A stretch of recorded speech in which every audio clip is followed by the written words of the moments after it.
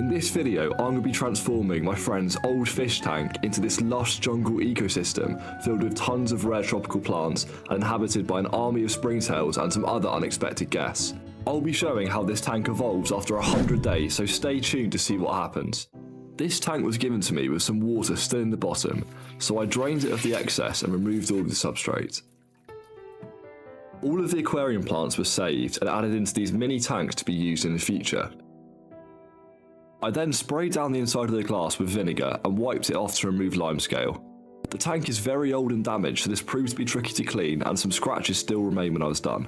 However, these will be harder to see when it's full of plants, and it's a much better alternative than simply throwing the tank away.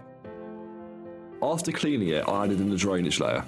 For this, I used lacquer as it's lightweight and water retentive, making it the perfect medium. A drainage layer is crucial in a build of this size so that the water doesn't become soggy and any excess can drain out.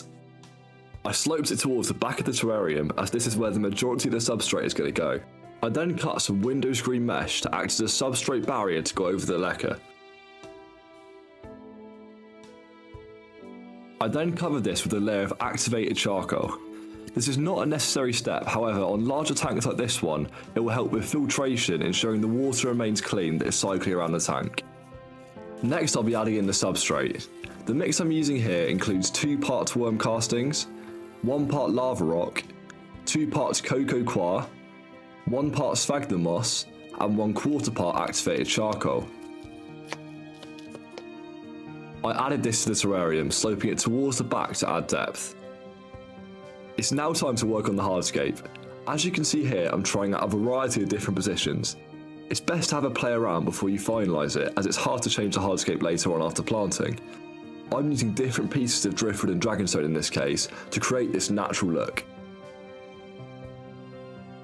I'm going to be using the super glue and tissue method here to secure some of the hardscape in place.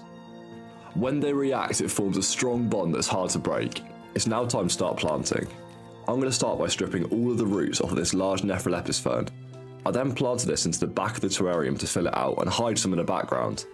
Nephrolepis ferns are great for doing this as they spread out into most places you place them in.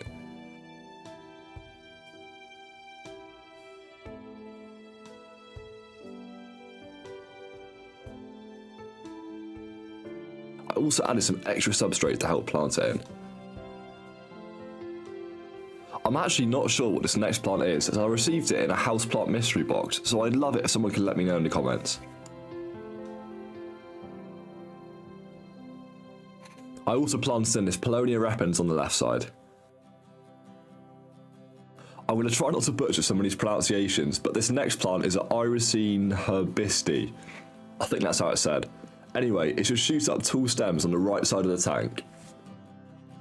Now I'm going to go into the back of the tank with this Hemographis rapanda crispy red flame, quite the mouthful.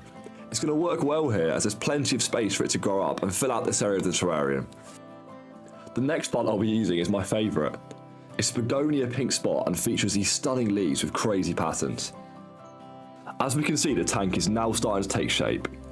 At the back I'm planting this super tall bloodleaf plant that I have. I then covered this area with some extra substrate to ensure all the plants were properly planted. I then used this Pilea Norfolk, however I didn't like the original spot so I moved it further back. Paulownia pulchra is the next plant up, and it's going to work well at the front here as it will grow like a vine across the floor of the terrarium.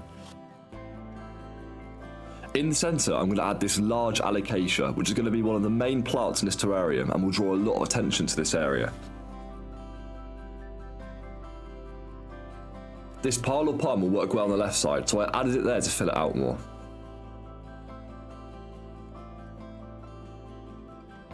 It's now time for some moss.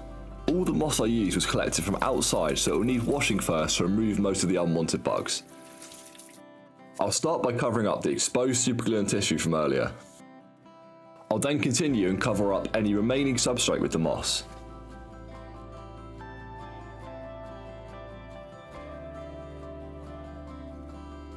I then mounted this air plant using superglue onto the wood on the left. Don't worry because this won't harm the plant.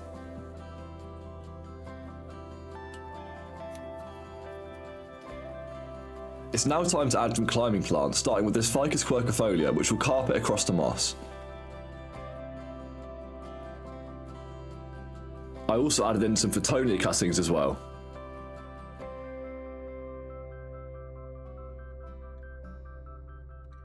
For some extra detail, I also added in these spiderweb pieces across the tank.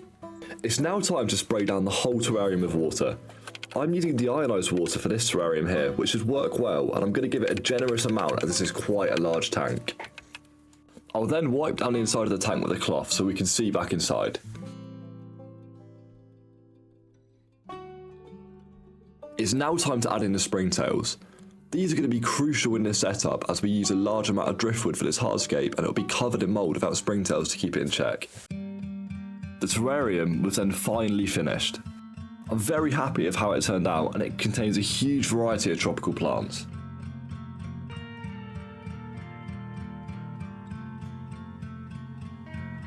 I then added on this giant acrylic lid to keep in humidity. The terrarium was then moved onto my shelf where I left it to grow in for 100 days.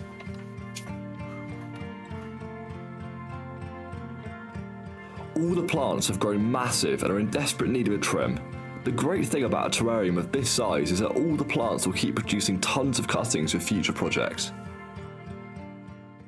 If you don't want to make a terrarium of this size or want something more beginner friendly, click on this video to learn how to make a slightly smaller terrarium featuring a door built into the hardscape.